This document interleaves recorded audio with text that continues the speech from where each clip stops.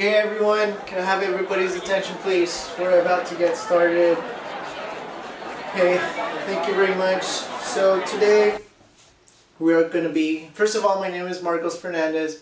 I'm a counselor here at National Elementary, for those of you that don't know me yet. And we're going to be talking about a really sensitive topic. I think present in every school across the country. Child abuse. We're going to get a better understanding as to what it is, what it looks like, what we can do to prevent it, and how we can work with parents, and what, as staff for the school, as counselors, as teachers, as support staff, what we can do to make this sensitive topic a lot better, and maybe even eradicate it totally. So let's move on. Okay, so there are many different types of child abuse, but these are the four main ones: physical abuse, sexual abuse, emotional, and neglect. These can look in very different ways. They can come in different forms. They can look differently, but hopefully we can get a better understanding of them. The impact. According to this organization I found online, Child Help, that report says that a child abuse case is made every 10 seconds. That's an astonishing amount if you think about it. It's a lot more common than we think. It impacts all social classes, all races. Doesn't matter if you're rich, doesn't matter if you're poor, doesn't matter if you're black, white, yellow, blue, whatever color you want to do.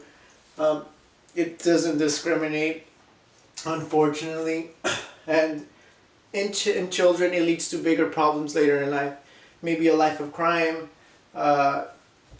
emotional instability, social instability, and we don't want that to happen for our kids. Let's go next. Daily life.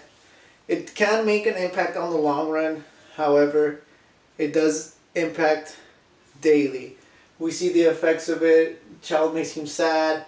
They can be antisocial behavior. The kid doesn't want to play outside. Always worried. Even they can show increased aggression towards their peers, towards their teachers, towards anybody they come in contact with, and even pets. There's been cases. Withdraw from friends. They start separating themselves from friends in the playground, in the classroom, during lunch, so we have to keep an eye on that. We'll talk later about what it looks like exactly, but just keep in mind that there are exceptions. There are times when all these things are not present, and there's still physical, emotional abuse at home. So just keep that in mind. And we're gonna see a small video explaining all this. Hey Karina, what's wrong? Nothing. Why aren't you going outside? I don't want to. Why, are you tired? Yeah. That's it? You look sad. Are you sad? No. All your friends are out there. Why didn't you go? I don't have any friends. Oh, what about everybody out there? They're not my friends. Are you just gonna stay in here all day? Yeah. Okay, let me know if there's anything I can help you with. Okay. Yeah.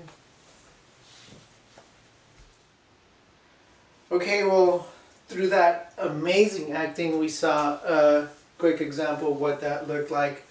Not only does child abuse affect behavior and stuff, but it also affects academics. We see it's proven that abuse does cause a student to focus less on their academics, less on their writing, on their math. If teachers like you must know that it is already pretty hard to get a kid to do math, but abuse makes it even harder. We do see lower grades, lower test scores. Motivation is huge, especially in non-preferred subjects that kids have, so we have to motivate them in order to do that. But child abuse does make it a little more difficult. Their energy levels are very, very low. comes with motivation. Difficulty focusing in class, like I mentioned, it's already kind of difficult to focus in class with so many distractions. But in the kid's mind, we see that they're not thinking about what's going on in the class, they're thinking about what's happening at home, what's happening in grandma's house, wherever the abuse is happening. So we're gonna see another quick example of what's gonna happen through another video, and let's see what you guys think.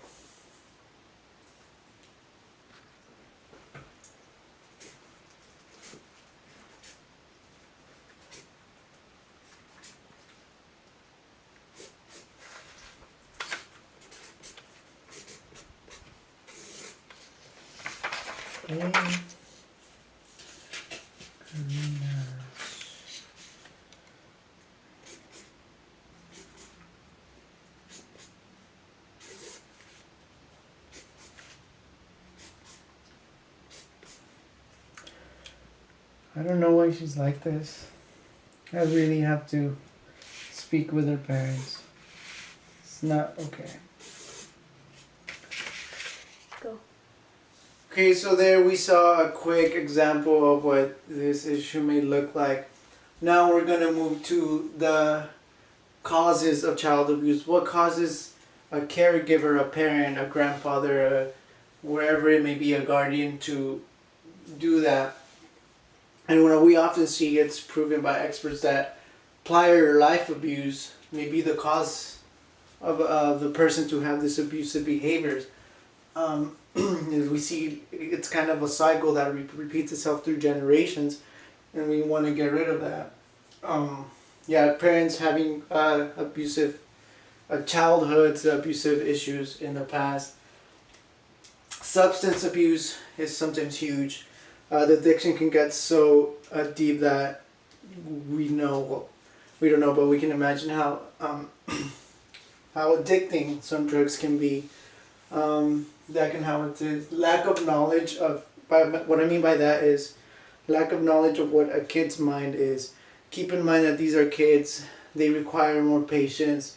They don't have the cognitive abilities that a full-grown adult may have, and unfortunately, that can be very.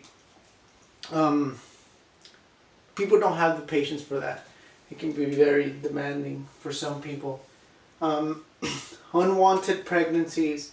Sometimes, unfortunately, some moms don't really, I don't want to say care, but they don't show that affection to a kid that in the first place wasn't wanted. Maybe the mom is too young, doesn't have the experience or the knowledge of what it takes to raise a child. We're going to move on. Some signs of a child being abused, and this is huge, us as educators, that we have to keep in mind. When a kid comes to school with bruises, that's obviously like the most visual sign of abuse. That should be a red flag. If the kids are abusive themselves, if they hit other kids, if they throw stuff in the classroom, that can be an indicator. Frequently absent at school for whatever reason, and it's not always the case, but it can be a indicator of it. Self-harm or commit suicide. Unfortunately, it does happen, especially in our high schools, in our where teenagers are present, middle schools, but it does happen. Contradiction and changing stories about bruises and injuries. Often we do have to question the bruises, the scratches, everything that kids come from home with, and a lot of the times these stories change throughout the day. From one day to another, they change. So as educators, we have to keep an eye on all that. And next, we're gonna see another quick little video on this. Hey, Karina, how you doing? Hi. Hey, let me see. Is that a bruise? Yes. How'd you get that? I fell in the shower. Are you sure that happened in the shower? Positive? 100%? Actually, I fell off my bike. and I got a bruise. Okay, so was it shower or bike? The bike. Bike. Okay, I'll ask your parents about it. Keep doing your work. So there you guys, as you guys saw, it's really important that we catch these signs, that we do something about it. Most importantly, report it. We are, by law, mandatory reporters of any abuse we witness. Counselors, teachers, any staff pretty much working at a school, we literally signed that agreeing that we are to report any sign of abuse. And sometimes, guys, it's really a matter of life and death for a kid. It's a matter of going home and living through very, very, very tough times. It is a law. Child well-being is always our priority. We're not, of course, it's important, the family and everything, but the child should always be our priority, our number one thing we work for. We are advocates for the safety and integrity of the family. We are working with the family, with the parents together to bring a healthy environment for our student. And as a result of that, the academics will improve, the behavior in school will get better, the relationship with peers, with teachers will get better as a natural consequence of a healthy family and a healthy home. Solutions to preventing or making the situation better with child abuse. Provide the attention. This one is huge. A child needs a positive attention, not negative attention, all the time, with their academics, with their likes, their dislikes, hobbies, friends, all of that kind of stuff. Get involved in their school. Get involved with after-school programs, sports. Just be involved in the life of your child. When we're talking to parents, we'll talk a little bit more later, but just promote that the parents are involved in anything possible that they can with the kids. And speak up. That's the most important thing. Don't be afraid to throw someone under the bus just to protect a staff member or anybody else. Always remember that the kids' well-being is our priority, and just speak up, please. Actions as a counselor. We do go by the policies and rules of ASCA, the American School Counselor Association. Counselors must gain essential knowledge of child abuse. Be informed. Like, we're required to be informed on all the policies that come with reporting, all the all the rules, what we have to do, a process in case we do come across who do we report it to if we come across a case of child abuse. Engage with families in the school community. Like I said, promote involvement at all times. Identify barriers and limitations hindering the development of a healthy family environment. If there is an abusive family environment, unfortunately, if it takes to separate that child from that unhealthy environment, we must do that to protect their well-being. In the long run, it will be beneficial to the child. So let's keep in mind that we do that.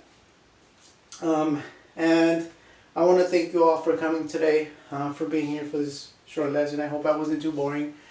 And I just wanted you to know, if you ever have any questions, if you have any concerns, if you want to report something, feel free to come up to us, to any of the counselors here at school. It's completely confidential. You don't have to worry about anyone judging you or having repercussions for reporting anything.